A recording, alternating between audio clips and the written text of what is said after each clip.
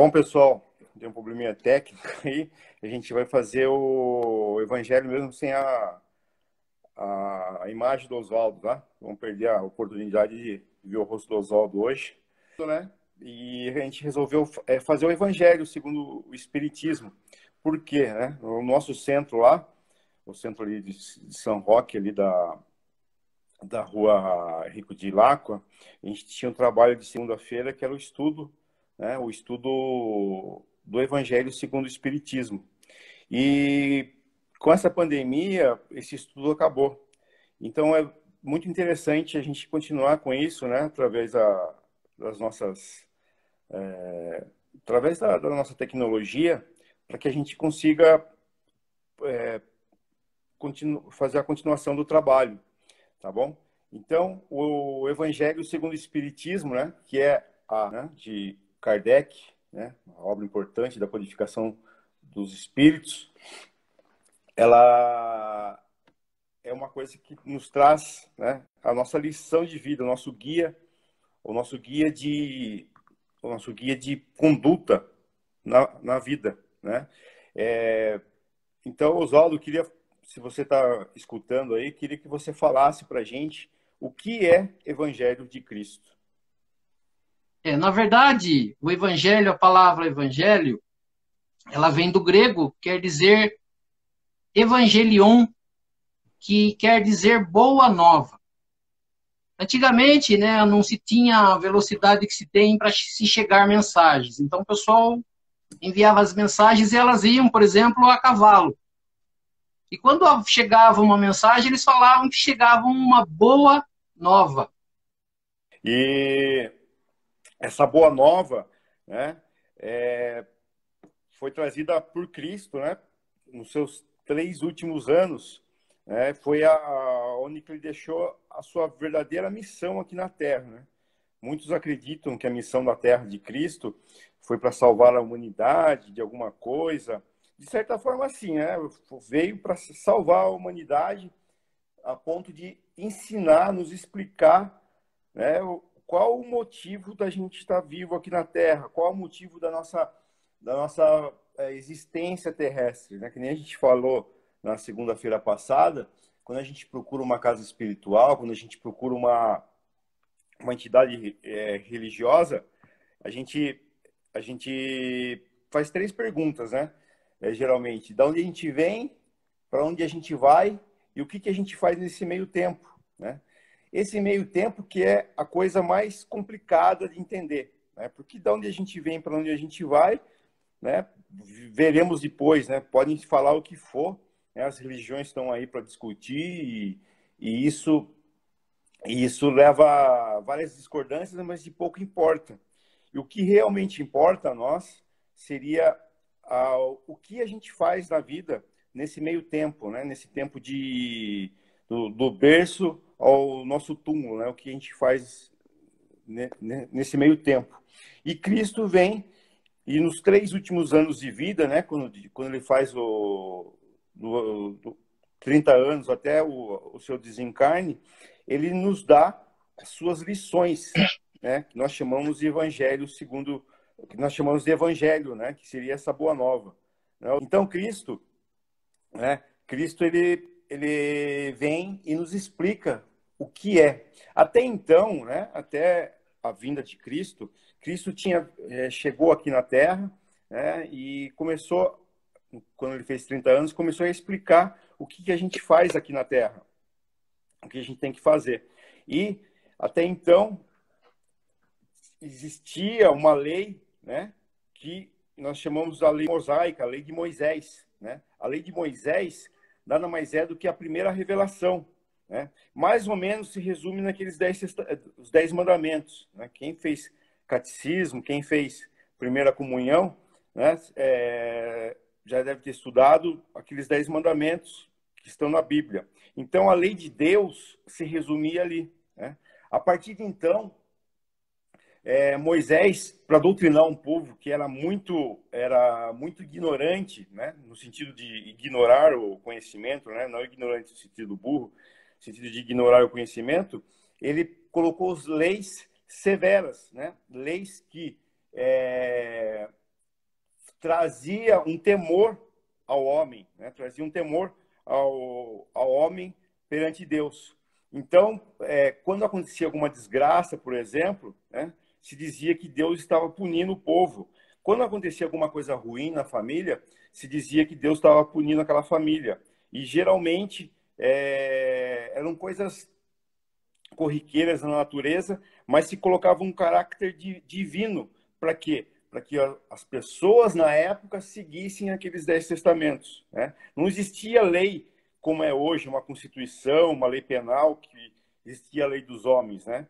A lei até então imposta era a lei do talião, que é olho por olho e dente por dente, né? Essa lei para vocês entenderem, né, era assim: se você roubasse, né, se cortavam a sua mão. Se você falasse mal de alguém, poderiam cortar a sua língua, né? Se falasse mal de alguém conveniente, né? E essa era o Deus de Moisés, o Deus dos 10 testamentos. Então, só que muitas dessas leis foram colocadas, né, por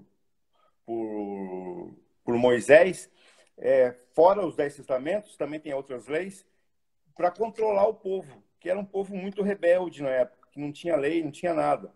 O que aconteceu, né? Essas leis, para os que seguem a Bíblia embaixo do braço, muitos continuam com elas até hoje. Então, quem já leu a Bíblia sabe do que eu estou falando, né? Quem já leu a Bíblia sabe que é muito complicado você entender as Escrituras, é muito complicado você entender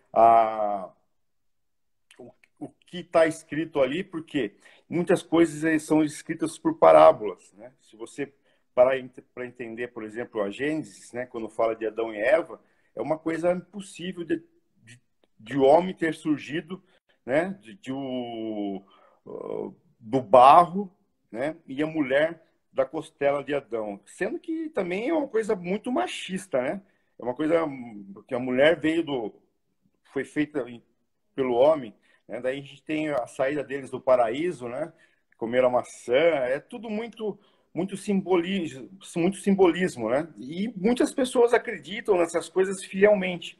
Então a gente tem que tomar muito cuidado com o que a gente tira da Bíblia e quem interpreta a Bíblia para a gente, para quem não tem o costume de lê-la, né? E tentar interpretar. Então, a gente fala assim, Jesus veio trazer uma nova revelação, né? No primeiro capítulo do Evangelho segundo o Espiritismo, ele já diz que não, né? No primeiro capítulo aqui, ele fala que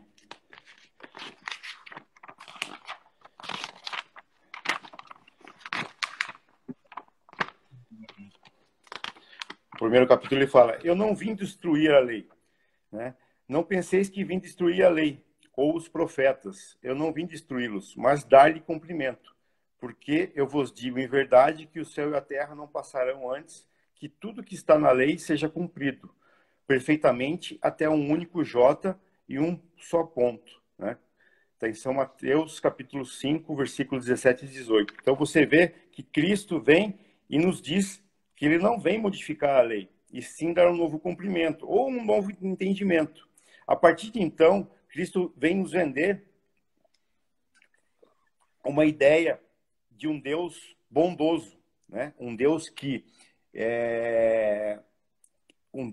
quer que seus filhos aprendam a se amar, né?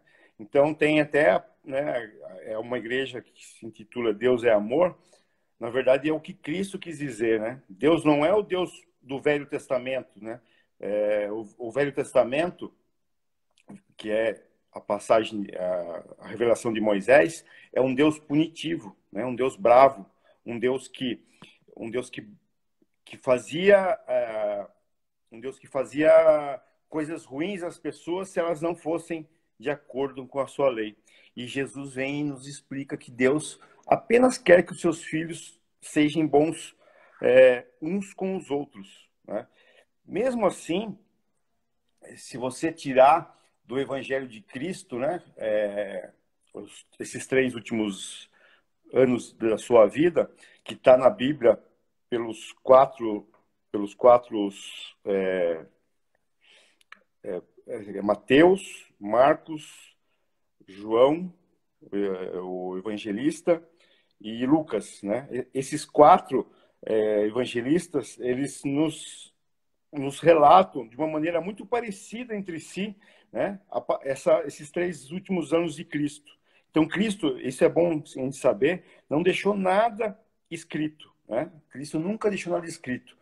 Ele apenas falava, né? Ele apenas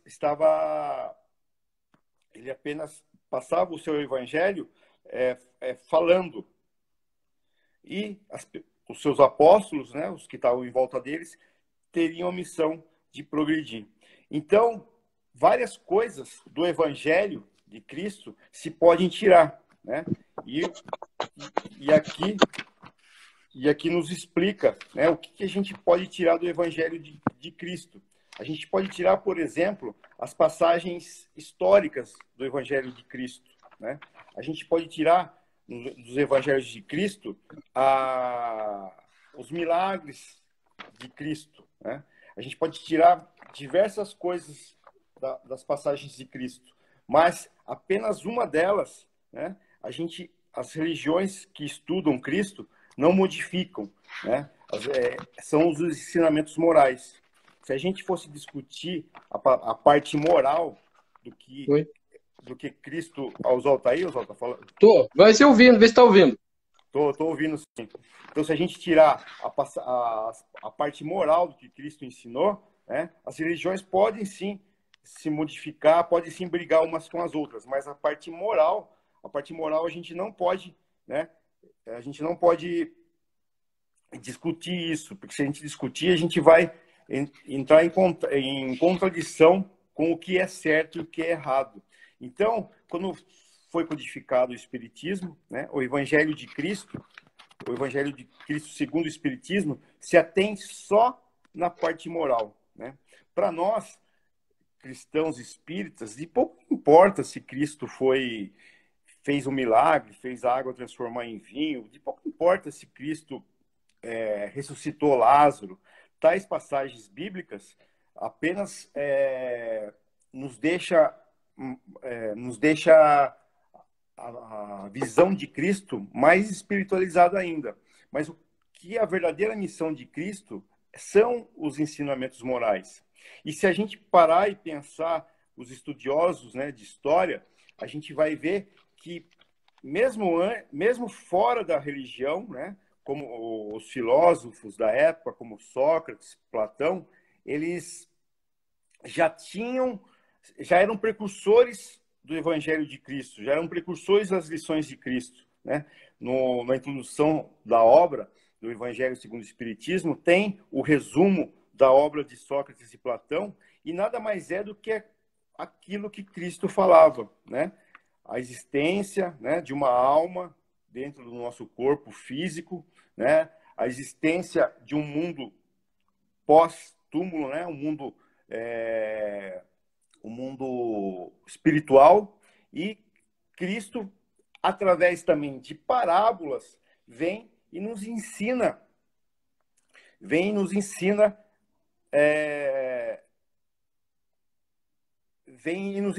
o que é certo e errado. Só que por que Cristo falava de maneira tão difícil, né? Tão complicada? Porque o povo daquela época era um povo muito pouco estudado, né? Não tinha ideia não sabia, acho que 90% do povo era analfabeto.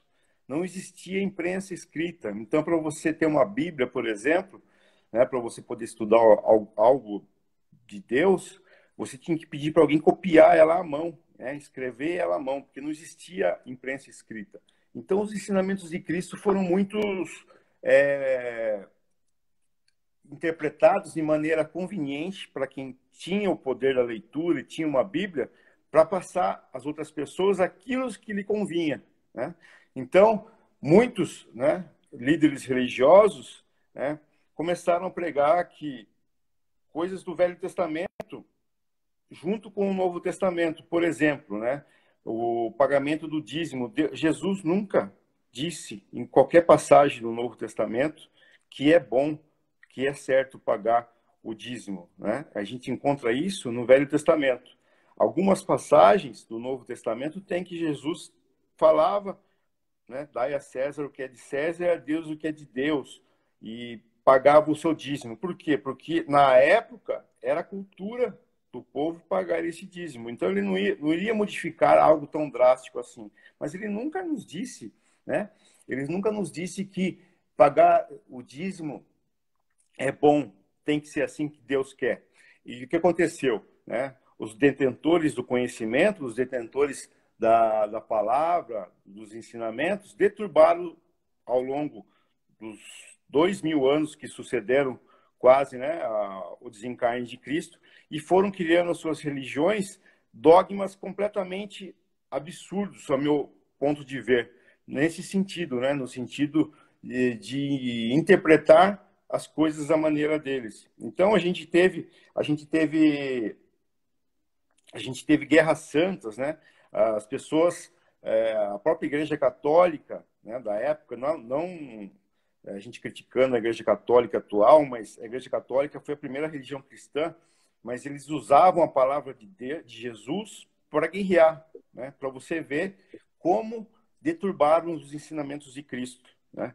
Então, tudo aquilo que ele nos disse nos trouxe muita desavença, embora tenha trazido conhecimento.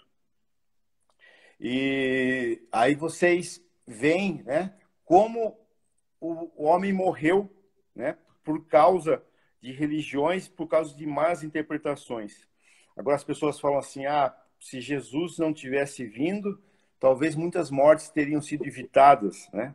As mortes não são de Jesus, né? Não é porque Jesus trouxe boas notícias, soluções para as nossas vidas, coisas positivas para a gente seguir, que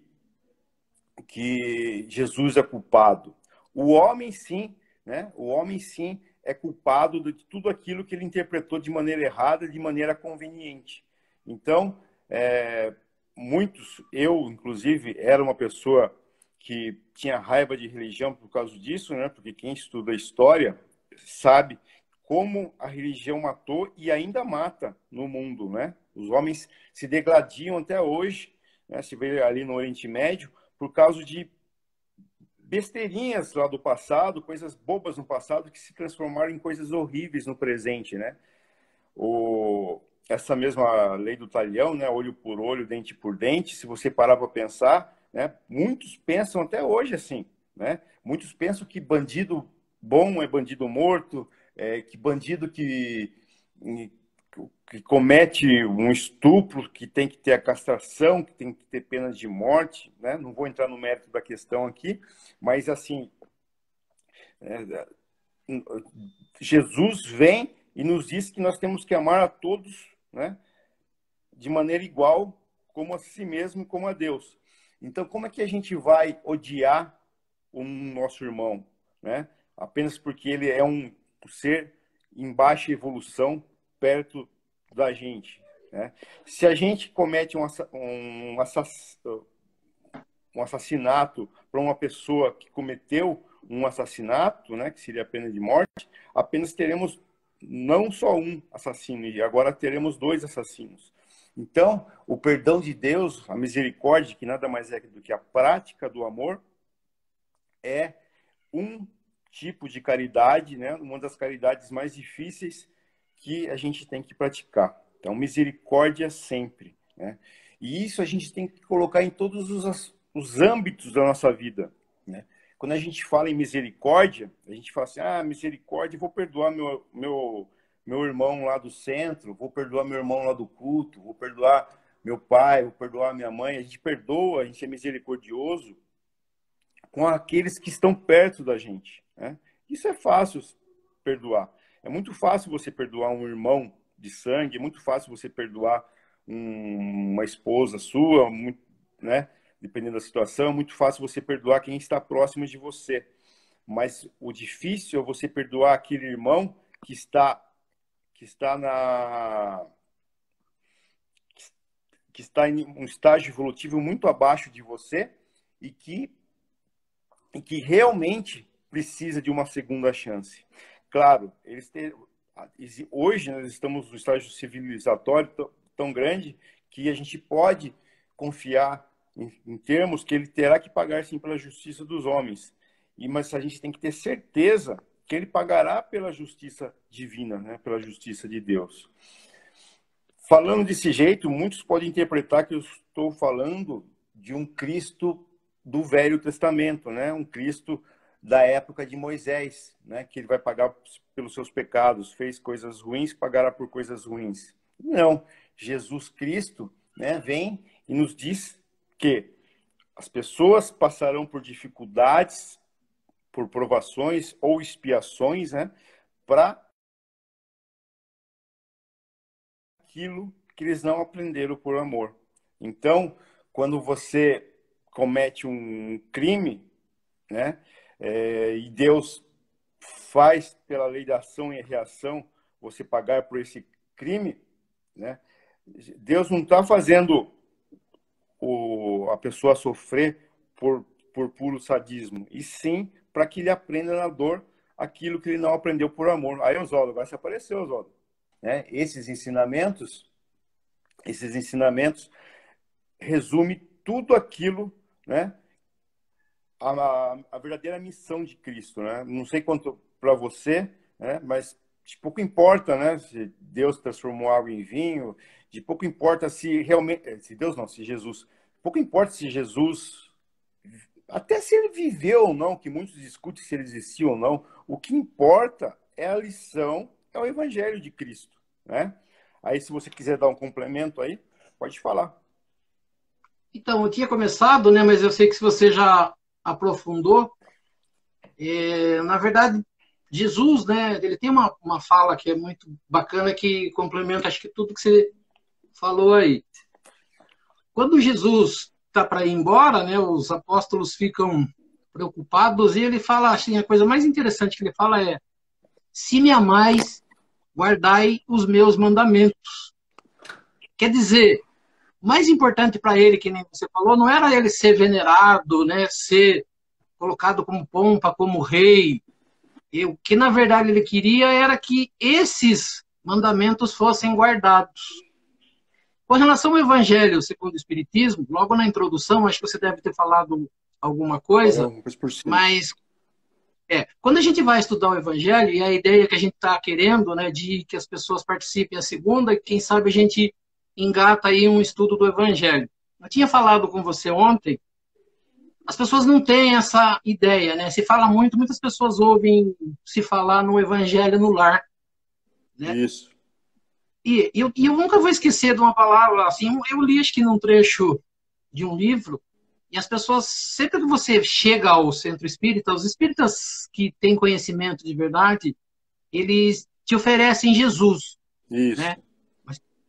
Mas eles oferecem assim: arrume um dia da semana em sua casa, um horário que você possa reunir toda a família, se for possível, toda semana no mesmo horário, e convide Jesus para ir para lá. O que eles querem dizer? A gente, nesse mundo materialista, né, graças a eu falo assim, né, a gente não deveria, de alguma forma, mas Deus sabe o que faz. Essa pandemia veio numa hora interessante. Fizeram muitas pessoas modificarem os seus pensamentos, entenderem, né, que trabalhar é legal, a gente precisa trabalhar. O dinheiro, ele, assim, algumas pessoas até falam, o espiritismo é contra o dinheiro. Não, é contra o que você faz com esse dinheiro. Porque você precisa de dinheiro para viver, você precisa de uma casa, sim, para morar, você precisa de alimento, sim. Você não tem problema nenhum em você ter um carro que te leve para onde você precise. O que você não pode é esquecer disso e viver a sua vida, né? Porque a gente fala assim, você convida uma pessoa para ir na igreja, ela não pode, ela arruma um monte de desculpa, ela não quer ir. Mas você convida ela para um churrasco, ela vai correndo. Vamos tomar uma cerveja no bar, a pessoa vai. Vamos na igreja rezar, já pensa bastante, né? Então, colocar o Jesus em casa significa você pautar a sua vida a partir dos ensinamentos de Jesus. Essa introdução, né, que a gente falou, na introdução ela tem 4 itens, né? E um deles é o objetivo da obra, o número 1. Então, Allan Kardec explica, ele quer explicar qual o motivo de se ter um evangelho. Eu até conversei com você hoje, né? Uma vez eu estudando, eu abri a internet para estudar o evangelho e tinha lá uma pessoa de uma outra religião criticando que os espíritas tinham criado um evangelho só para eles. Esse livro, o Evangelho, Allan Kardec colocou o nome dele como imitação do Evangelho. Era para ser o nome do Evangelho segundo o Espiritismo. E aí ele resolveu mudar e ficou Evangelho segundo o Espiritismo. Quando a gente fala Espiritismo, hoje a gente liga isso com uma religião. Até tem uma briga grande aí se Espiritismo é ou não é religião. Allan Kardec não quis fazer do Espiritismo uma religião por aquilo que você falou, né? Porque na época dele, a França veio de uma revolução onde pessoas morreram e muitas delas foram mortas por causa de religião. Joana d'Arc, francesa, foi morta por pensarem que por ela não acreditar numa religião e ter um entendimento sobre uma outra religião, ela foi, na verdade, queimada em praça pública por uma religião. Então, na verdade, Allan Kardec ficou com medo terrível de colocar o nome de religião. Né? Espiritismo é uma religião, ele falou, é uma ciência, é uma filosofia, até ele termina assim, né? Espiritismo é uma filosofia com base científica na mediunidade, na comunicação com os espíritos, e com uma conclusão disso, ético-moral. Ele ia falar religiosa, mas ele colocou ético-moral. Quando a gente abre aqui o objetivo da obra, o primeiro item do Evangelho, você falou, acho que você deve ter citado, né? Quais eram... Ele fala assim, nós podemos encontrar no Evangelho 5 coisas. Isso. Ações comuns da vida do Cristo, o milagre, as predições, as palavras que serviram para estabelecer os dogmas da igreja e o ensinamento moral. Isso. Ele fala assim, se as 4 primeiras foram motivos de briga e ter uma quantidade de religiões que a gente tem hoje, ele falou, a última, que é o ensinamento moral, fica, né? Ele fala assim, é o lugar onde todas as religiões podem se encontrar. E depois ele coloca embaixo, né? O local onde os homens, eles podem usar isso para a sua vida. Né? Como uma bandeira para ele fala assim, né? Se os discutissem, as seitas teriam encontrado nela suas próprias condenações. Ele fala assim, e este é o tema exclusivo desta obra. Então a gente vai encontrar no Evangelho segundo o Espiritismo, que nem você falou, você não vai saber que Jesus viveu, até que idade viveu, quando ele começou. Você só vai encontrar ali aquilo que Allan Kardec, junto com esses seres, que são os espíritos, aquilo que pode te servir para fazer de você uma pessoa. Isso. Algumas coisas são ditas no Espiritismo, né? Ele diz assim, Jesus diz uma palavra que, se a gente for estudando depois o Espiritismo, a gente vai entender por quê.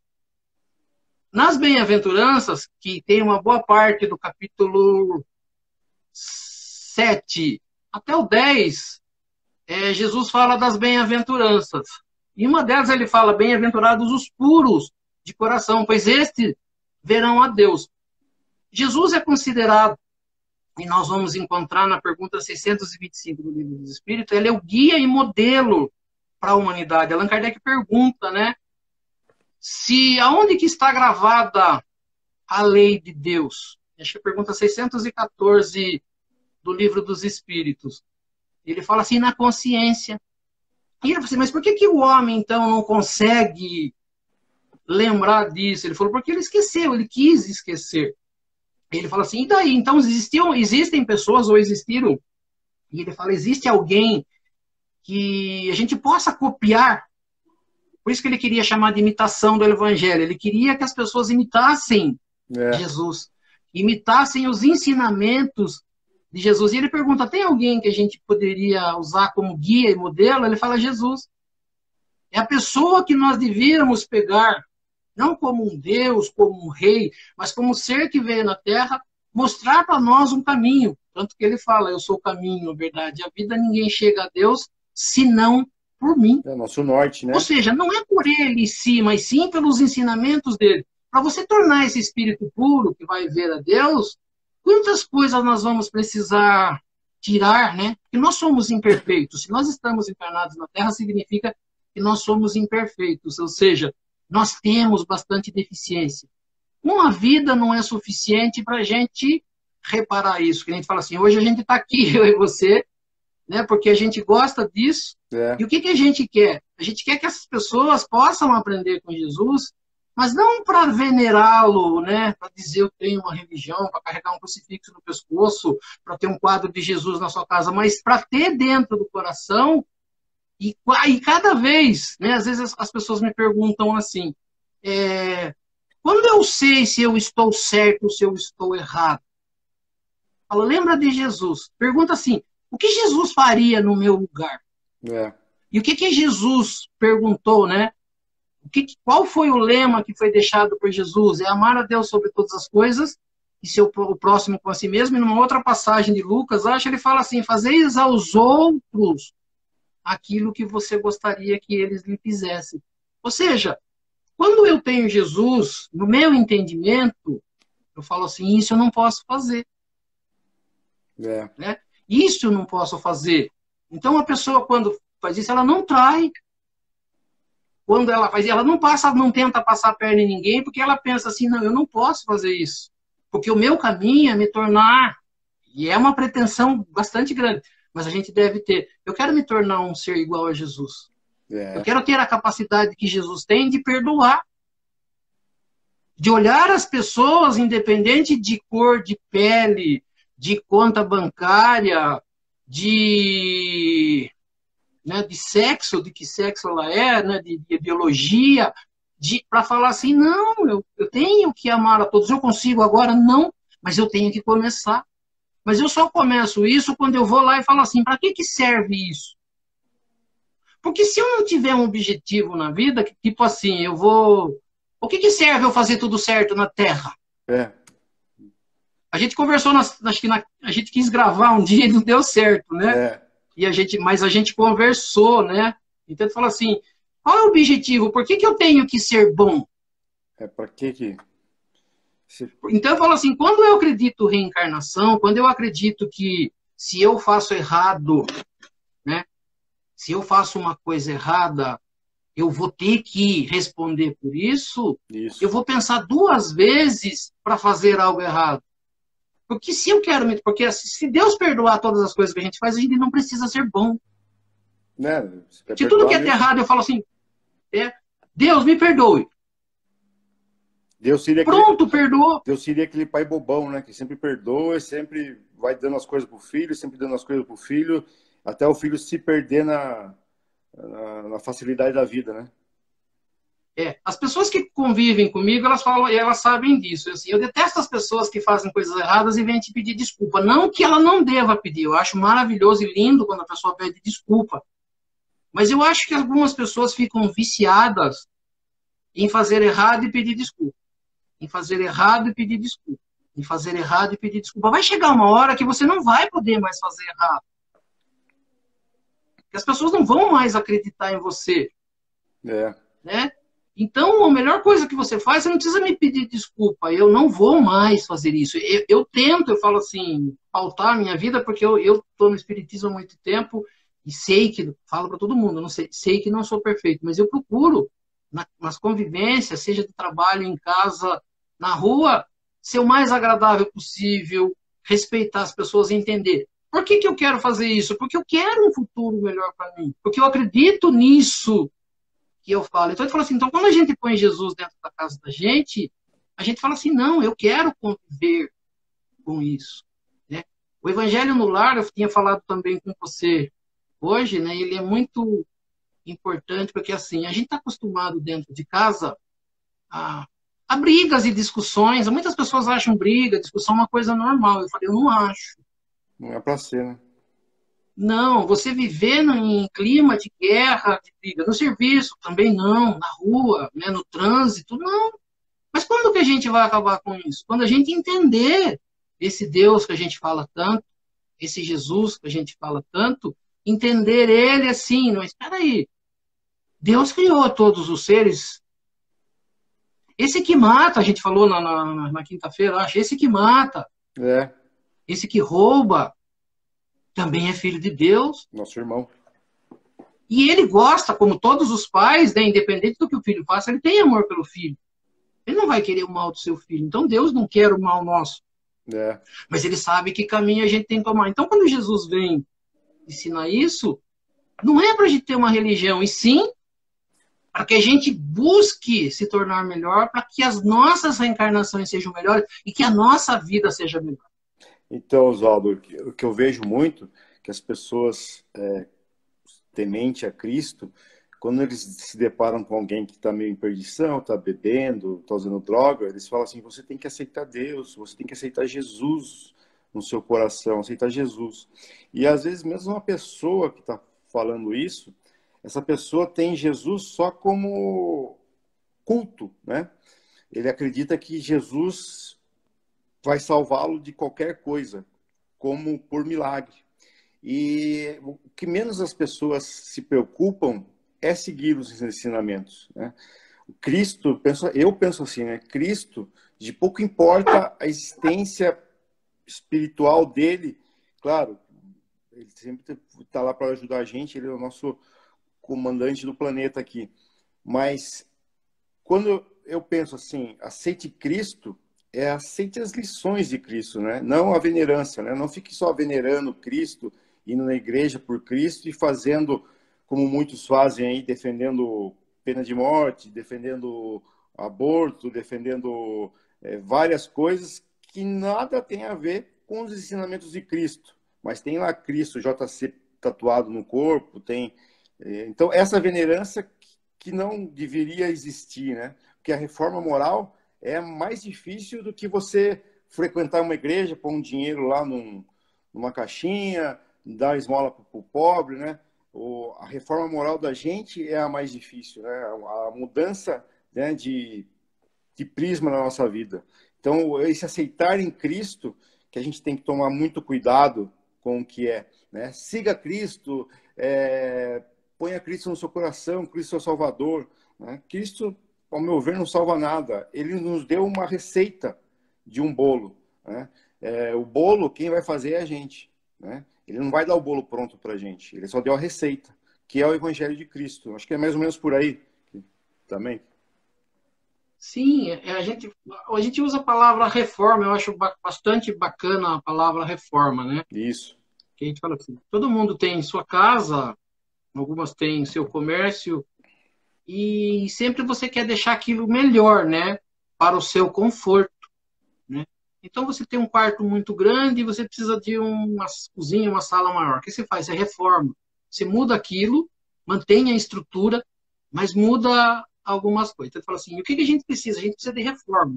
Que tipo de reforma? Eu não estou me sentindo, né? Fala assim, o que eu sou, a carcaça até que tá boa, mas por dentro falta alguns detalhes. Eu preciso fazer uma reforma. Reforma onde? Ah, eu sou impaciente. Então, por que eu sou impaciente? O que me leva à impaciência? Eu sou ciumento, eu sou invejoso, eu sou egoísta, eu sou orgulhoso. A gente tem que ter esse discernimento de falar assim, eu não sou perfeito, eu não sou bom, eu preciso melhorar. Aonde que eu preciso melhorar? Então, quando a gente vai aqui, né, que a gente Autocrítica, né?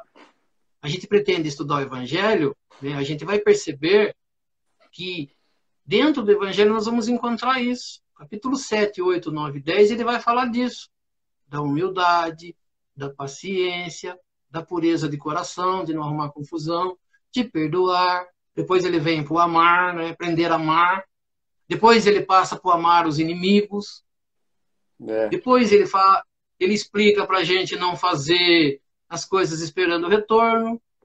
Depois ele fala do tratamento, de como funcionaria o relacionamento pai e mãe com os filhos. Né, as primeiras fases da vida, os pais dedicam aos filhos até crescer, e depois, uma idade, os pais vão precisar dos filhos. E muitos filhos abandonam os pais. Os pais dificilmente abandonam os filhos, são poucos os casos, mas a maioria dos filhos abandona seus pais quando eles não são mais úteis. é.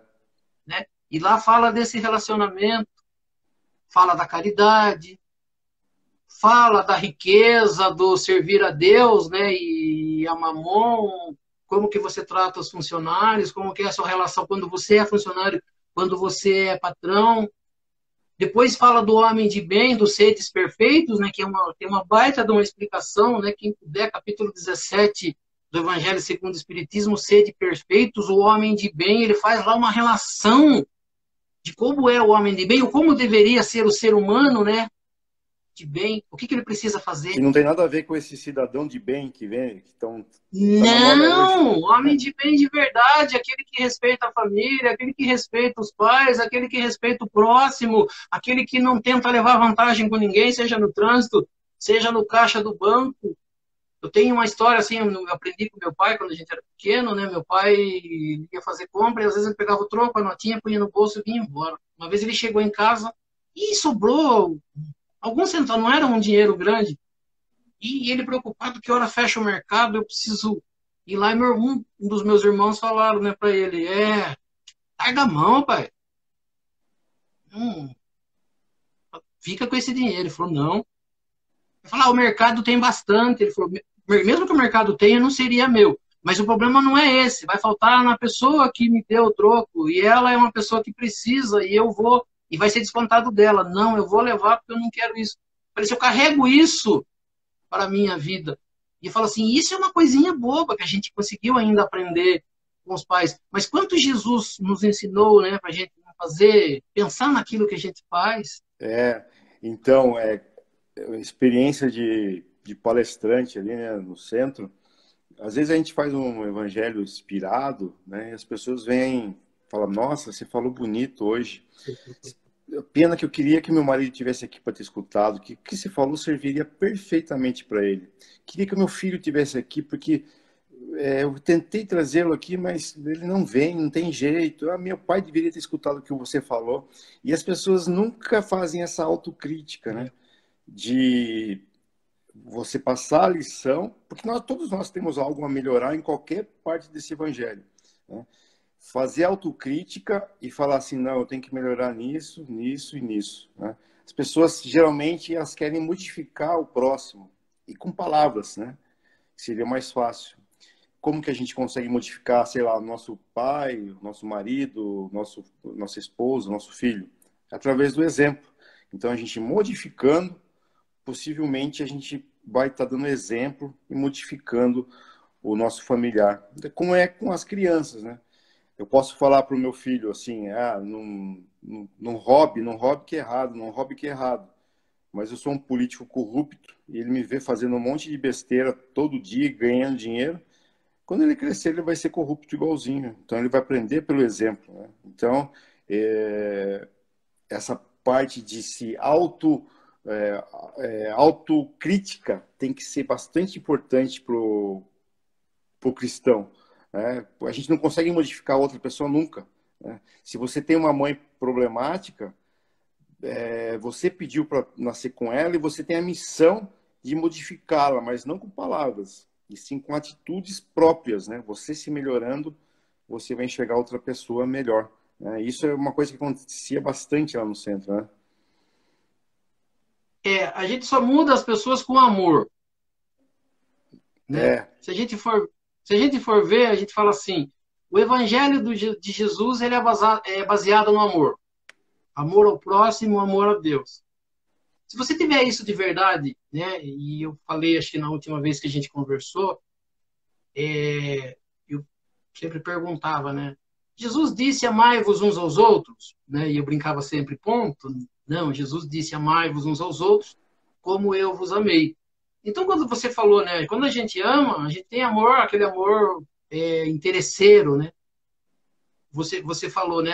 Ele chama de amor passional. Por que ele é passional? Porque hoje estou apaixonado, eu amo, eu amo, amo. A pessoa traiu, a pessoa fez uma coisa errada, eu já posso matar, né? Quantos crimes acontecem que eles chamam de crime de passione, né? Os crimes passionais. E aí o juiz pergunta para a pessoa assim, né? Seja para o marido, seja para a mulher, por que você matou o seu companheiro? Ele fala por amor. Ele fala que amor é esse que tira a vida de uma pessoa, né? O amor, qual é o amor? O amor é aquele que supera tudo. Isso está na passagem, né, do amar ao próximo como a si mesmo, no capítulo 11, naquela epístola de Paulo aos Coríntios, né, que foi música do... Não vou lembrar o nome do grupo, mas ele falava, né, do... Se eu falar a língua dos anjos, mas não tiver amor, o Nada que eu serei. serei? Nada serei. Isso, e lá ele dá uma explicação dessa, né? Não adianta eu Titãs, saber né? Que fala. falar, não adianta eu ir na igreja, não adianta eu fazer promessa. Eu preciso amar. Amar o que? Amar a pessoa do jeito que ela é. Como É, diz eu vi uma Jesus. passagem de Chico Xavier, ele dizendo que na vida tudo é amor. Ele falou que até o ódio é um tipo de amor, só que é um amor em distúrbio, um amor que precisa ser melhorado, um amor que precisa ser tratado, né? Porque quando, igual você falou, você mata uma companheira sua, a pessoa fala matei por amor, mas na verdade ele estava sentindo ódio ali naquele momento, né? Então é um amor tão grande, tão violento que acaba e com vários defeitos, né? Porque a pessoa está pensando mais nela do que no próximo, né? Que o amor está em distúrbio e é preciso ser tratado isso. E apenas com o amor de Cristo, né? O amor de Deus, de Cristo, que a gente chega lá. O capítulo 11 ele tem bastante coisa, né? Ele fala do egoísmo, mas eu vou pegar um trechinho aqui, eu estou com o evangelho Pode na mão, falar. eu vou pegar um trechinho do capítulo 11, é o item 8, a primeira instrução dos espíritos do capítulo 11 chama Lei do Amor, Lázaro, Paris, 1862. Ou seja, um espírito de nome Lázaro se comunicou em Paris nessa data e ele passou essa mensagem. Mas é só o inicinho que eu vou falar bem rapidinho. Ele diz assim: o amor é o sentimento que, acima de tudo, resume de forma completa a doutrina de Jesus. E ele fala assim, ele fala que o amor é um sentimento, ele diz assim: e os sentimentos são os instintos que se elevam de acordo com o progresso realizado. Ou seja, nós, como seres em evolução, nós passamos por todos os reinos da natureza. Nós somos animais, nós somos pré-históricos até um pouco tempo atrás. E o que nós temos é o que os animais têm, instinto de se defender, de se alimentar, né? E hoje ainda, com o progresso feito, a gente ainda mata por comida, a gente mata pelo caso do carro, por causa do ciúme, né? O que é isso? É um instinto que tem lá dentro da gente que é mais forte, né? Que tem o ódio, tem a vingança.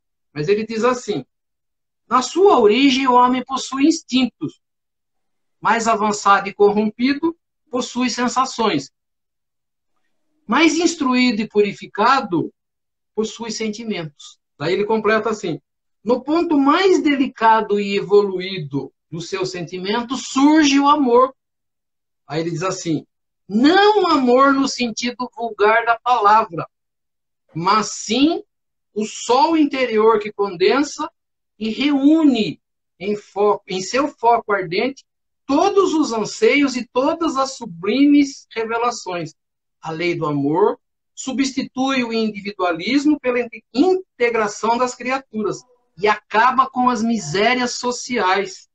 Feliz daquele que no decorrer de sua vida ama amplamente seus irmãos em sofrimento. Feliz daquele que ama, pois não conhece nem a angústia da alma, nem a do corpo. Esse é um baita do ensinamento, eu falei aqui, tem 3 linhas É aqui, uma bela 4. definição do que é amor, né? Porque o amor é tão difícil de explicar, né?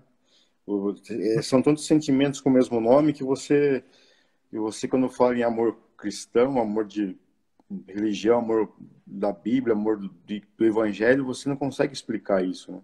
E essa passagem é a passagem que mais resume o verdadeiro sentido do amor cristão, né? Que não é aquele Ele amor fala de uma... interesseiro, né? Seria aquele amor que você não espera nada em troca, né? Você quer bem do próximo, né? Você quer o bem do seu cônjuge, mas mesmo que interfira no seu próprio bem, você quer que a vida dele siga adiante, no caso de separação, né? Não é aquele amor possessivo, aquele amor que você quer que a pessoa esteja do seu lado sempre, né? É bem diferente do que a gente é acostumado a dizer o que é amor, né? Na verdade, a gente fala assim, a gente pega Jesus, a gente pega aqui Chico Xavier, a gente pega a Irmã Dulce, nós pegamos Gandhi, e algumas pessoas que até viraram santos, né, no entendimento da Igreja Católica. O que eles são? São pessoas que entenderam o que é o amor, que deixaram a vida material, deixaram família, deixaram tudo para se dedicar nesse amor pelas pessoas que sofrem. Então, a gente fala assim, o nosso amor, a gente fala assim, a gente não abandona a casa da gente, o sono da gente, a tranquilidade da gente para cuidar dos outros. A gente se dedica 1 hora, 2 horas, 3 dias por semana, alguns 1, alguns 2, alguns mais, mas não abandona. Então, tu fala assim, o amor nosso, né, ainda é interesseiro. É um amor que nem de cachorro, que se aproxima de algo que você sente com medo, você rosna igual o cachorro, você late, e se deixar, você morde. Uma pessoa que é seu irmão, uma pessoa que nem a gente falou no amor passional, dividia a casa com ele, a cama com ele até outros dias, no outro dia estava matando, no outro dia estão brigando na justiça por causa de dinheiro, no outro dia estão brigando na rua por causa do carro, no outro dia estão brigando dentro da igreja por entender, pensar diferente do outro, o que é o mal do outro, dentro da própria religião tem isso. Tem. A gente fala assim, então, a gente percebe o quanto atrasado a gente está, o quanto a gente precisa desse evangelho, o quanto a gente precisa desse estudo.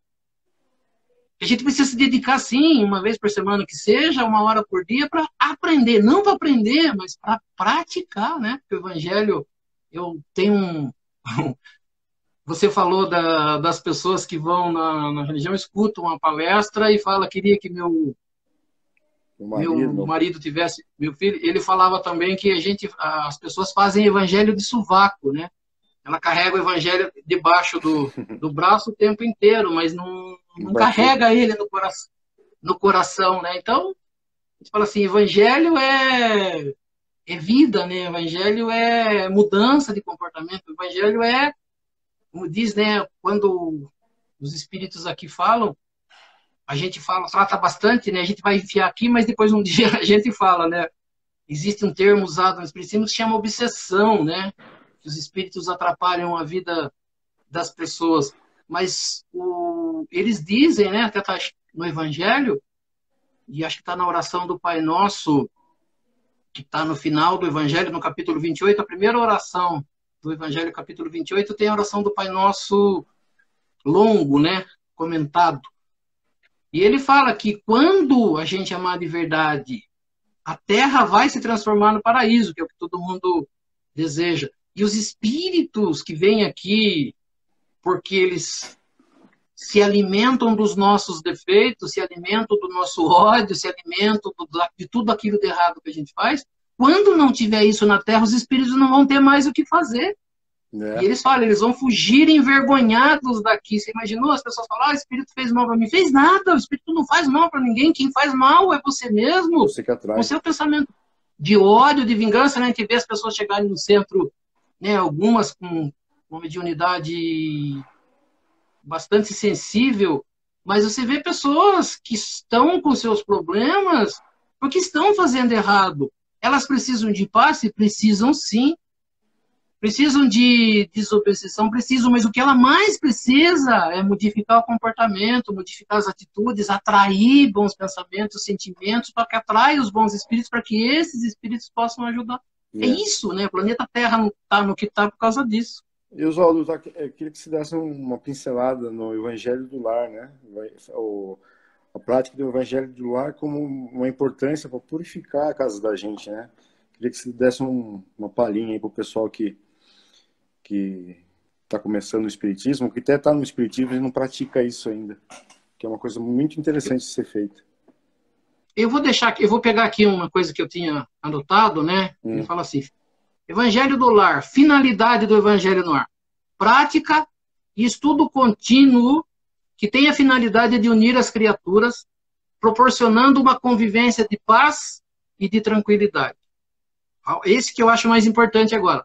Higienizar o lar com nossos pensamentos e sentimentos elevados, permitindo facilitar o auxílio dos mensageiros do bem. Proporcionar no lar e fora dele o fortalecimento necessário para enfrentar dificuldades materiais e espirituais, mantendo ativos os princípios da oração e da vigilância. Elevar o padrão vibratório dos familiares, a fim de que possam contribuir para a construção de um mundo melhor. Vou agora dar os detalhes. Escolha uma hora... Só dar um toque, Oswaldo. Tá faltando 1 minuto e meio só para... Então, é para escolher um dia da semana, fazer sempre no mesmo horário, reunir toda a família, fazer uma oração inicial, pegar um trecho do Evangelho, ler, discutir entre todos, fazer uma oração final pedindo vibração e agradecendo a Deus, coloca uma jarra de água na mesa para que os espíritos fluam essa água para tomar no final dela. A gente fala mais na próxima oportunidade. Isso. E agradecendo a todas as pessoas que acompanharam a gente sempre vai fazer esse Evangelho no mesmo horário. Agradecendo ao meu irmão. Pode falar, Oswaldo. Pedir desculpa, não foi culpa minha, mas não deu para entrar antes. Mas acontece, vai acontecer, a gente vai aprendendo. A gente está iniciando. E agradecer aí meu pai, minha mãe, meu irmão, a Alzira que entrou, a Gabriela, a Adriana, meu funcionário, Marlon, meu primo. Agradecer o pessoal aí que acompanhou a gente, teve paciência aí, o Marcel, Jesus, a Julieta, minha tia, Francine, minha cunhada. E a todo mundo que entrou aí, que a energia de vocês ajuda a gente a prosseguir no Evangelho. Então, pessoal, por hoje é só, né? Que a paz de Deus e de Jesus estejam com todos sempre. Que assim seja, até segunda-feira que vem, às 19h30. Tá bom? Se Deus Amém. quiser. Até mais, Oswaldo. Valeu!